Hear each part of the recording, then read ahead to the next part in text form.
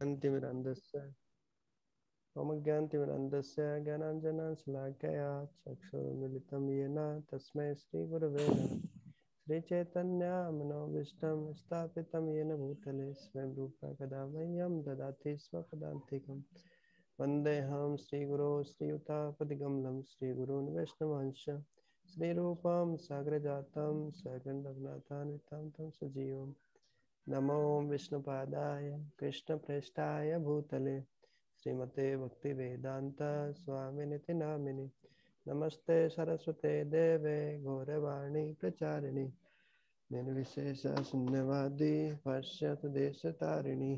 जय श्री कृष्ण चैतन्य प्रभु नित्यानंद श्री अद्वैत गदाधर श्रीवासादि गौर भक्तवृंद।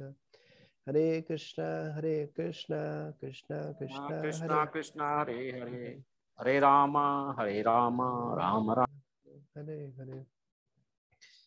तो आज हम लेवल 1, 2 और 3 अपना हो चुका है। आज लेवल 4 से हम स्टार्ट करेंगे। आज से अलग ही पीपीटी हम स्टार्ट करने जा रहे हैं। प्रभु जी आपकी आवाज थोड़ी कम आ रही है। अभी ठीक आ रही है? प्रभु जी बहुत कम आ रही है। अभी ठीक आ रही है? हाँ प्रभु जी अभी ठीक हो गया। यस प्रभु। हाँ इसको पास में पकड़ के रखना पड़ेगा। ठीक है ओके। तो मैं बोल रहा था कि अभी हम दूसरी पीपीटी स्टार्ट कर रहे हैं आज से। अभी तक जो हम देख रहे थे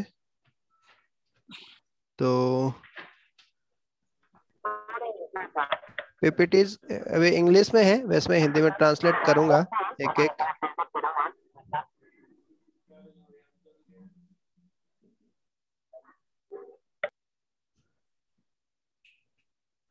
ओके तो आज से हम शुरू कर रहे हैं।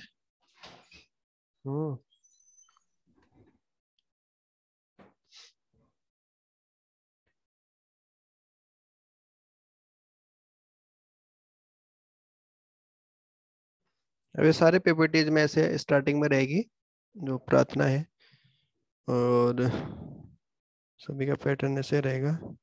तो ये है हमारा सेशन कि पुनर्जन्म तो होता है, ये तो हमने देख लिया जी, लेकिन उसकी क्या प्रासंगिकता है? उस पुनर्जन्म होता है तो हमें क्या लेना देना उससे?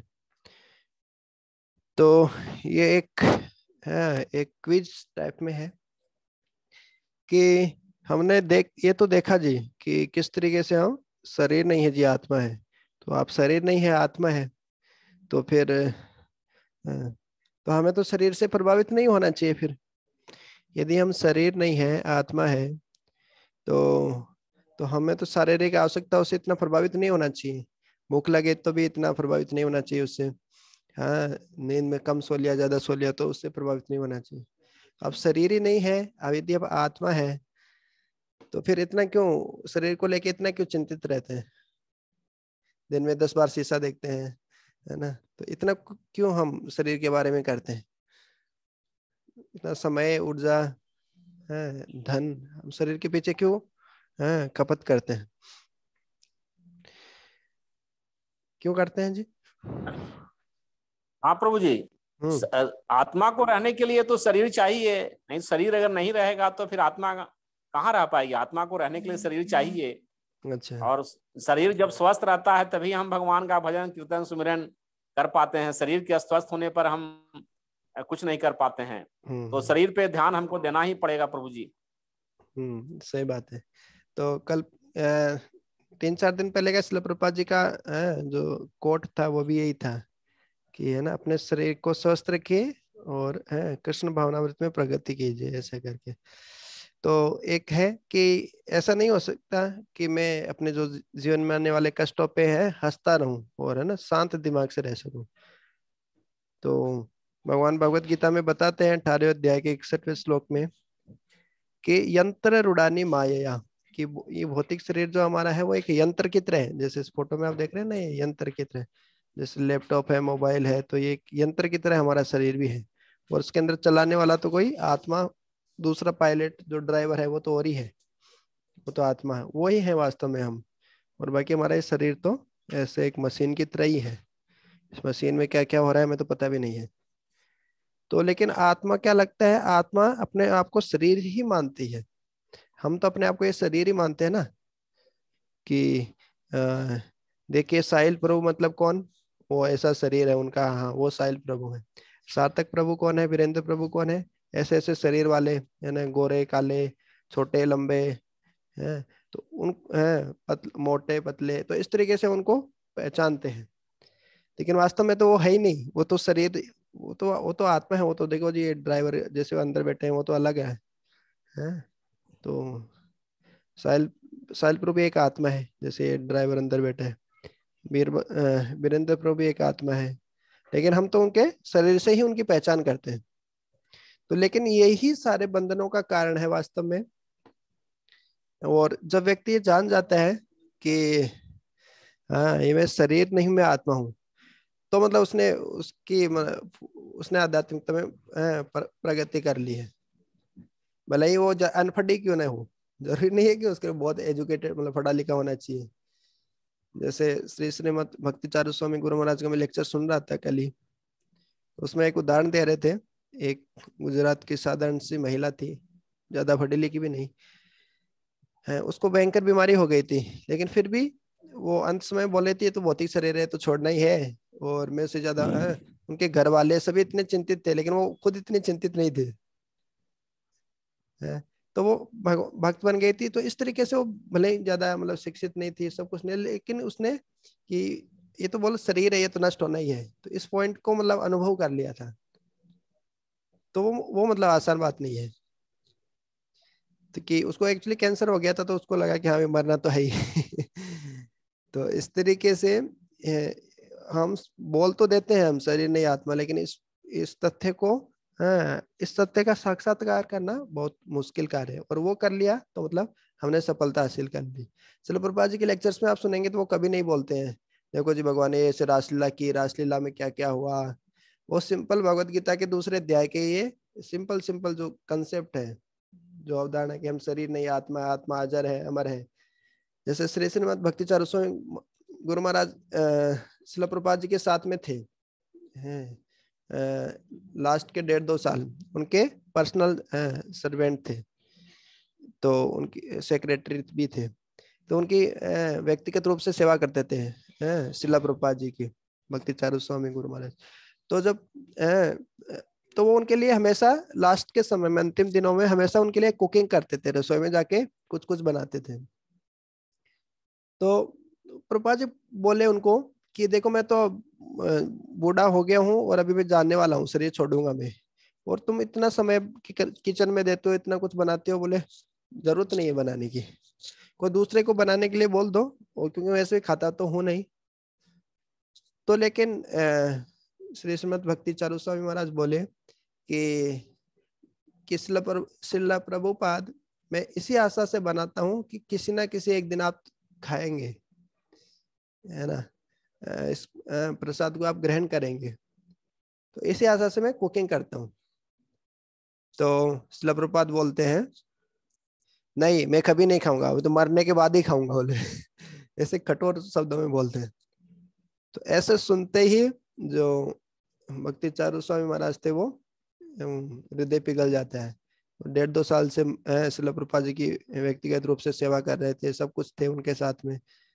तो इतना सब बोलने के बाद उनकी आंखों से आंसू आने लगते हैं कि अभी प्रभुपाद जी कुछ नहीं लेंगे, कुछ न तो खा रहे थे न पी रहे थे अंतिम समय में, बल्कि वैसे प्राण छोड़ना है बोले। तो भक्ति चारू स्वामी महाराज रोने लग जाते हैं उस समय। तो शिला प्रभुपाद बोलते हैं उनको, क्या मैंने तुम्हें यही सिखाया है क्या तो फिर भगवत गीता से श्लोक कोट करके बताया कि देहिनो अस्मिन यथा देहे कौमारम यौनम जरा तथा देहांतर प्राप्ति धीरस्ततर न मुह्यति, कि आत्मा का तो कभी मरते नहीं है, जो अपने आप को शरीर सोचते हैं वही मरते हैं एक्चुअली, जो आत्मा के स्तर पे वो कभी मरते नहीं है। तो इस तरीके से उनको वही फिलोसफी वही दर्शन दोबारा से दिया। तो इस तरीके से यही सिद्धांत सबसे महत्वपूर्ण है एक्चुअली, शारीरिक स्तर से ऊपर उठना। तो इसमें आगे हम देखते हैं।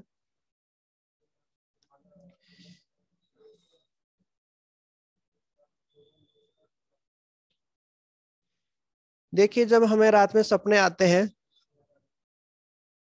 तो क्या होता है, जैसे ये लड़का दौड़ रहा है, सपने में दौड़ रहा है, इसके पीछे एक खूंखार कुत्ता इसका पीछा कर रहा है, उसको लग रहा है वो सपने में दौड़ रहा है, दौड़ते दौड़ते उसको लग रहा है कि अभी पकड़ लेगा, अभी पकड़ लेगा, अभी खा लिया, मतलब तुरंत उसका नींद उड़ जाता है। ऐसे होता ना कई बार हमारे साथ भी। तो इसी तरीके से अलग अलग सपने आते हैं। तो रात में सपने में होता क्या है, वास्तव में सपने में होता क्या है, जब हम रात को सपना आता है तो हमारा मन हमारे साथ में ही रहता है क्या, हमारी बुद्धि हमारे विचारों से हम वो करते रहते हैं, घूमते रहते हैं। यस। तो शास्त्र बताते हैं कि वास्तव में हमने जो सपने आते हैं वो गलत नहीं होते, वो सही होते हैं। जैसे हमें रात में कोई सपने में ऐसे चाकू घोंप रहा है, तो हो सकता है पूरा में किसी जन्म में हमें ऐसे चाकू घोंप कर हमें मारा गया हो, है फोबिया बोलते हैं इसको। तो कई को जल को देख के डर लगता है, अभी आएगा आगे ये। तो ये अलग अलग होता है ऐसे बीमारी, किसी को जल को देख के डर लगता है, किसी को आग देख के डर लगता है। तो पूरा जन्म में वो आग में जलकर मरा होगा या जल में डूबकर मरा होगा। तो इस तरीके से कभी कभी हमें ऐसे सपने आते हैं, मतलब हमारे साथ कुछ ऐसे, जैसे कई बार हमें दिन में किसी चीज से हम बहुत ज्यादा प्रभावित हो जाते हैं तो रात में वही सपने में आ जाते हैं, होता है ना। तो इस तरीके से सपने हमारे मन पे जो छाप छोड़ी रहती है तो वही हमें सपने में आ जाता है। तो हमारा मन और आत्मा दोनों भटकते रहते हैं एक्चुअली दूसरी जगह है, और हमारा शरीर खाली वहां पे रहता है सपने में। तो इस तरीके से सपने में बहुत कुछ हमारे साथ होता है। हाँ, तो इस तरीके से, लेकिन वास्तव में हम देखते हैं कि हमारे साथ कुछ हो जब उठ के जब नींद खुलती है तो हमें लगता है कि अरे कुछ तो हुआ ही नहीं, ये तो खाली सपना था। अब देखिए उस सपने में, और हम शास्त्र बताते हैं कि हम भी एक सपने में ही जी रहे हैं जी। हम रात में 7-8 घंटे के सपने में जीते हैं, और अभी हम 70-80 साल के सपने में जी रहे हैं। बस थोड़ा सा सपना लंबा हो गया है। हमें रात में 7-8 घंटे का सपना होता है, और अभी हमें 70-80 साल का सपना है। और इसमें क्या होता है, हम एक शरीर ले लेते हैं सपने में, और इस सपने में हमें बहुत सारी सफलता और असफलताएं आती है हमारे जीवन में, है, और उनको हम बहुत गंभीरता से ले लेते हैं। तो लेकिन शास्त्र बताते हैं कि जीवन में सफलता और विफलताओं को, असफलताओं को बहुत ज्यादा गंभीरता से नहीं लेना चाहिए। जैसे कोटा में देखेंगे आप, बहुत सारे IIT JEE की या फिर डॉक्टर बनने के लिए नीट वगैरह की तैयारी करते हैं। वो साफ साफ अपने बोर्ड पे ऐसे लिखे रहते हैं, या तो तेरा IIT में सिलेक्शन हो जाएगा या तुम सुसाइड कर लेना। तो ये भौतिक सफलता या असफलताओं को इतना गंभीरता से नहीं लेना चाहिए, शास्त्र बोलते हैं, क्योंकि टेम्परेरी है, परमानेंट नहीं है सब। तो इस तरीके से, क्योंकि एक सपने की तरह है ये वास्तव में, और चीजों को गंभीर लेना तो आध्यात्मिक चीजों को लीजिए गंभीरता से आप, क्योंकि भौतिक शरीर ही कुछ नहीं है, वो एक खाली आत्मा के ऊपर एक ड्रेस है, सपने की तरह है हमारा जीवन। तो देखिए सोल क्या है, अमर है। और अमर का मतलब क्या है, मतलब हम भी आत्मा ही है, तो हम भी क्या है, अमर है। बोले हमारी तो मृत्यु होती है, क्योंकि हम अपने आप को शरीर मानते हैं, इसलिए हमारी मृत्यु होती है। यदि आत्मा के स्तर पर आ जाए तो हमारी कभी मृत्यु नहीं होगी। तो जो अमर जो आत्मा, जो कभी जो नश्वर नहीं है, इम्पेरिशेबल जो है, जो क्या जो आत्मा जो कि नश्वर नहीं है, वह है भौतिक शरीर। हमारे एक शरीर छोड़ने के बाद में दूसरे शरीर में चले जाती है, और हमारे साथ में जो हमारा भौतिक शरीर होता है, एक सूक्ष्म शरीर होती है, एक आत्मा होती है। तो सूक्ष्म शरीर और आत्मा दूसरे शरीर में चले जाते हैं, और हमारी जैसी अपूर्ण इच्छाएं रहती हैं उसके हिसाब से हमें दूसरा शरीर मिल जाता है। जैसे कैमरा की रिकॉर्डिंग है, तो इसके शरीर से ये से आत्मा निकल के जा रही है। हालांकि सूक्ष्म शरीर होता है, मन बुद्धि अहंकार से दिखता नहीं है, लेकिन ये इसमें रिकॉर्डिंग में आया है, पता नहीं कैसे आया है। तो इस तरीके से जो मरते समय सूक्ष्म शरीर और आत्मा इस शरीर को छोड़ के ऐसे चले जाते हैं ऐसे। और जैसे हमारी भौतिक इच्छाएं रहती है, और उन भौतिक इच्छाओं के कारण जो हमारी पूरी नहीं हुई और मरते समय हमें जो याद आ रही है, उसी के हिसाब से हमें अगला जन्म मिल जाता है।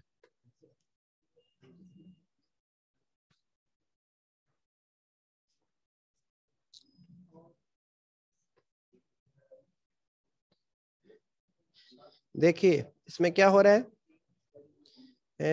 देहिनो अस्मिन् यथा देहे कौमारम यौनम जरा तथा देहांत प्राप्ते धीरज तत्तर न मुह्यति। ये 84 लाख योनियों में हम ऐसे भटकते रहते हैं। कभी देखिए हम ये घोड़े थे, कभी फिर ये जानवर बने, ये जानवर बने, कभी इंसान बने, कभी क्या बने, कभी क्या बने। तो इस तरीके से हमें अलग अलग योनियों में शरीर मिलता ही रहता है। जब हमारा भौतिक शरीर काम करना बंद कर देता है तो हम इसे मृत्यु बोलते हैं कि वो मर गया। और मृत्यु के समय सूक्ष्म शरीर हमारे दूसरे भौतिक शरीर में चला जाता है। हमारे अच्छे और बुरे कर्मों के हिसाब से और अच्छे और बुरे प्रभाव या इच्छाओं के हिसाब, अच्छे या बुरे संस्कार या इच्छाएं हमारे मन में स्टोर रहते हैं, हमारे मन में वो संग्रहित रहते हैं। इसलिए आत्मा सूक्ष्म शरीर के साथ में एक पिताजी के वीर्य के माध्यम से दूसरे किसी माता के गर्भ में स्थापित कर दिया जाता है उस आत्मा को, और फिर दोबारा उसका जन्म होता है इस तरीके से। तो इस तरीके से उस जो नव पूरे देही भगवत गीता में आता है कि उसके शरीर दोबारा से उसके शरीर का विकास होता है। शरीर में कितने नव पूरे 9 द्वार होते हैं, 9 गेट्स होते हैं, 9 होल्स होते हैं, 9 होल्स, 9 छिद्र होते हैं हर शरीर के।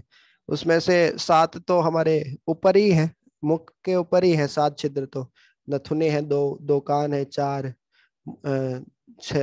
2 आंखें हैं, 1 मुख है, इस तरीके से। तो इस तरीके से हर 9 पूरे देही, तो हमारे शरीर में 9 छिद्र होते हैं। उस तरीके से शरीर का दोबारा निर्माण होता है और हम 84 लाख योनियों में ऐसे भटकते रहते हैं जी।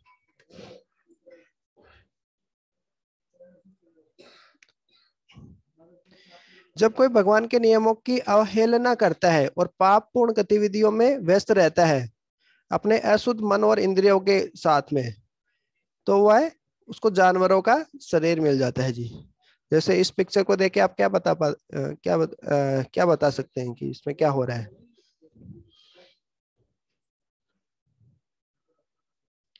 कुछ बता सकते हैं?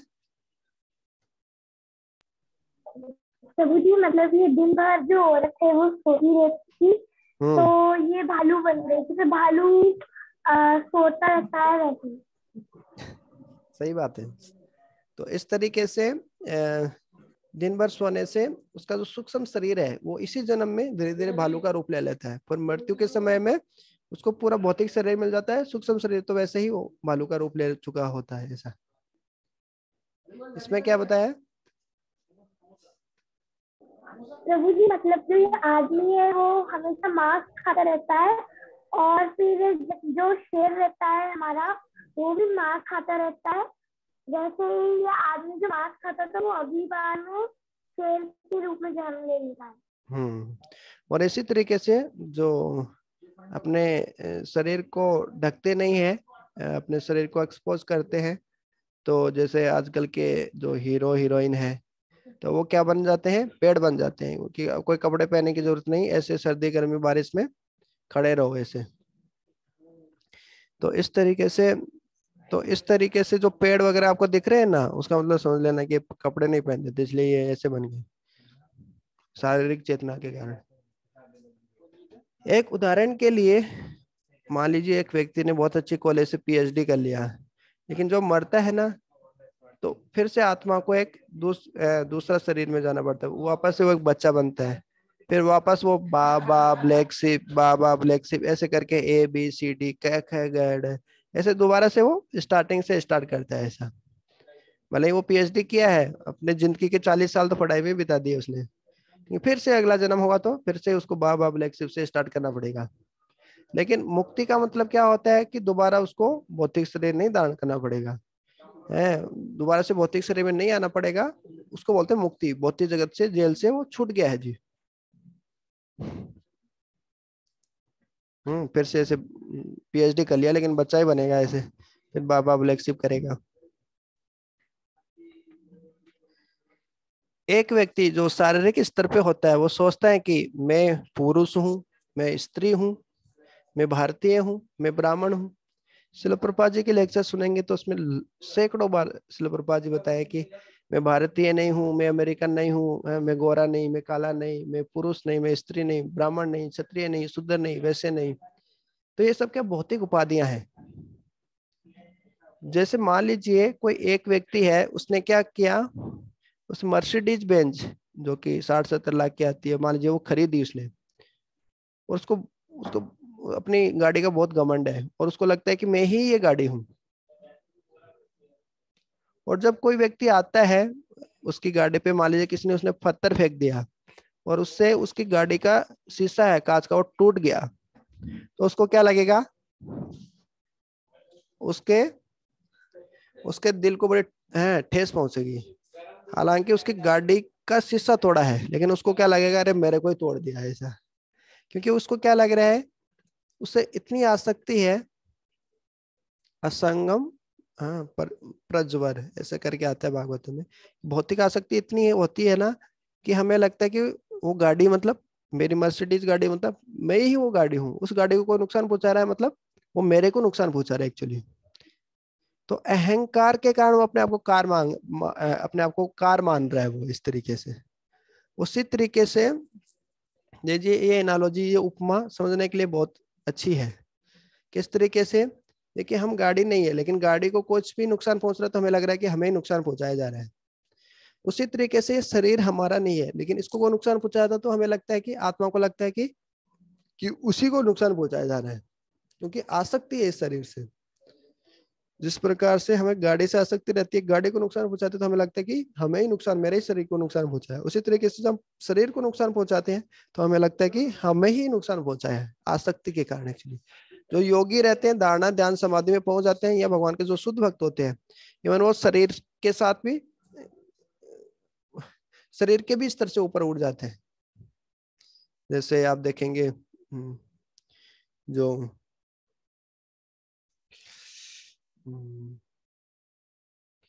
जिनको कैंसर हो गया था ना, श्रील प्रभुपाद जी के शिष्य ब्लैक डिसाइपल थे साउथ अफ्रीका से, तो उनको कैंसर होने के बाद में भी वो भी जय राधा माधव गा रहे थे। उनका शरीर, उनका पैर ही कट के पूरा ऐसे अलग कर दिया गया था, फिर भी वो इतने प्रभावित नहीं थे, उनके चेहरे पे मुस्कान थी। तो इतना हो सकता है क्या, संभव है क्या? नहीं है। वो एक्चुअली भक्त, शुद्ध भक्त है, इसीलिए इसी कारण वो इतने सारे चेतना से ऊपर उठ सकते हैं। ऐसा कि शरीर को कुछ भी हो उनको फर्क ही नहीं पड़ रहा है।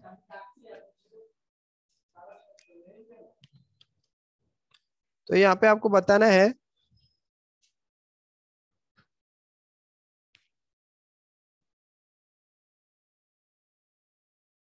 देखिए कोई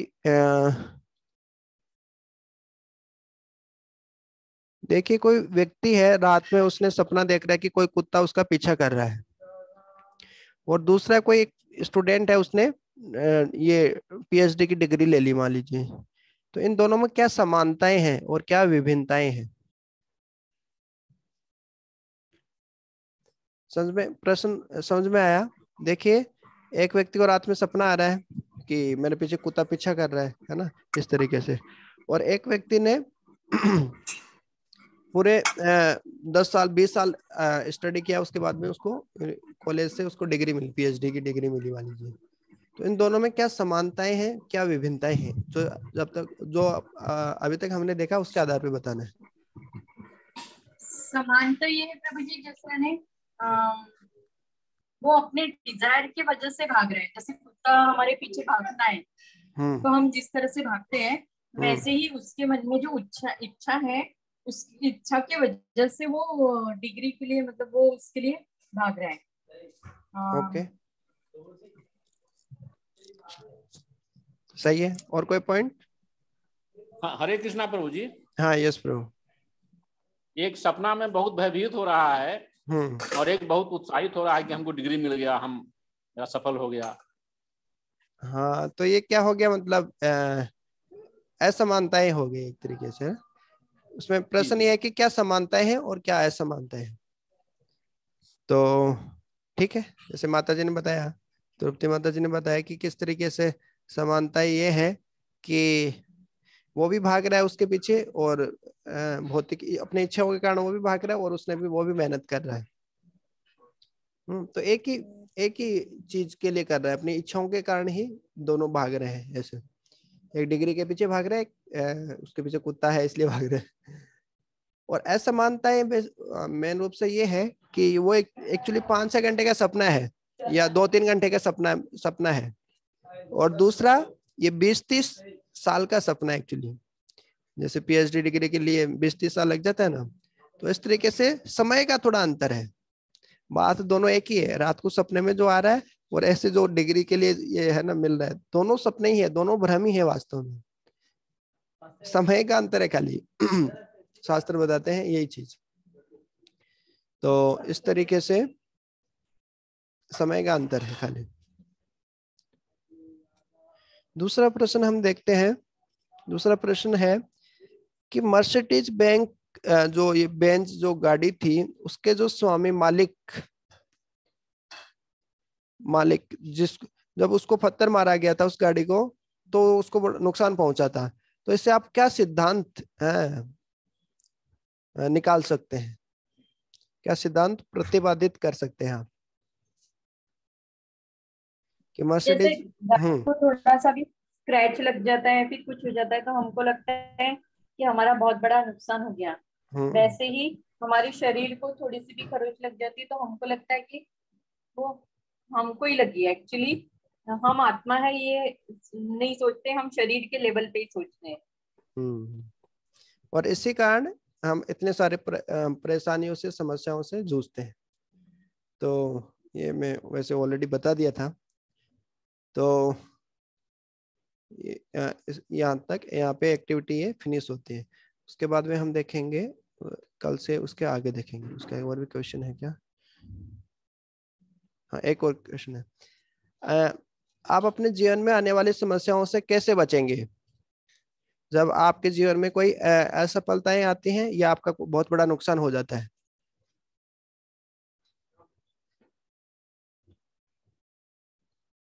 अब तक जो हमने देखा उसके आधार पर बताना है कि आपके जीवन में मान लीजिए बहुत बड़ा नुकसान हो गया।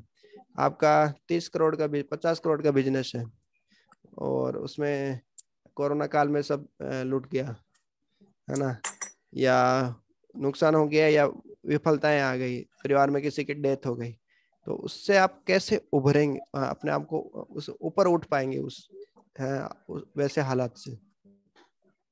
जैसे सपने से जब हम जागते हैं, तो सपने में जो कुछ हुआ उसके लिए हम विचलित नहीं होते। मान लो अगर सपने में मुझे कुत्ते ने काटा है, तो मैं ये नहीं सोचूंगी कि हाँ, मैं सोचूंगी हाँ वो एक सपना था। तो वैसे ही वो एक इवेंट है, ऐसा सोच के हम उस चीज से निकल सकते हैं कि वो पूरी जिंदगी नहीं है हमारी, वो सिर्फ एक इवेंट है। बिल्कुल सही। तो ऐसा ही वास्तव में होता है, किसी के साथ थोड़ा भी कुछ हो जाता है तो बहुत प्रभावित हो जाता है, पूरी जिंदगी भर उसी बात को याद करता रहता है, ऐसा हुआ मेरे साथ, ऐसा हुआ, ऐसे हुआ। अरे ये पूरा जिंदगी नहीं है, ये तो खाली एक है, सपने की तरह ही था। उसको इतना गंभीरता से नहीं लेना चाहिए छोटी छोटी चीजों को। तो इस तरीके से सपने से जैसे उठते, तो हम उस चीज के लिए, सपने में क्या क्या हुआ हमारे साथ, उसके लिए हम दुख नहीं जताते हैं, शोक नहीं जताते हैं, सबको नहीं बताते गाँव में जाकर कि देखो हमारे साथ सपने में ऐसे हो गया, ऐसे हो गया। तो इसी हरे तरीके से। कृष्णा प्रभु जी। हाँ यश प्रभु बताइए। हाँ प्रभु जी, हमको उसको प्रारब्ध मान करके एक्सेप्ट करना पड़ेगा। जैसे कोई से हो गया घटना दुर्घटना, तो हमें मानेंगे कि मेरा प्रारब्ध में था इसलिए ऐसा हुआ, और यही सोच करके हमको आगे बढ़ना पड़ेगा। एक्चुअली हम कुछ कर सकते हैं तो करना चाहिए, नहीं तो फिर हम, हमारे कंट्रोल में हर चीज नहीं है, तो उसको प्रारब्ध ही मानना पड़ेगा फिर, है ना। तो इस तरीके से प्रारब्ध वाला कंसेप्ट बाद में आएगा। अभी तो बेसिकली मतलब वही है कि किस तरीके से है, ये एक सपने की तरह ही होता है जो हमारे जीवन में जो भी होता है। तो कोई भी चीज को इतनी बहुत ज्यादा गंभीरता से नहीं लेना चाहिए, है ना। और जो सही है, आध्यात्मिक चीजों को बेसिकली गंभीरता से लेना चाहिए, भौतिक चीजों को इतनी ज्यादा गंभीरता से नहीं लेना चाहिए। एक सपने की तरह है बेसिकली, इसमें यही था। और भी बहुत सारे हो सकते हैं सिद्धांत। जी प्रभु।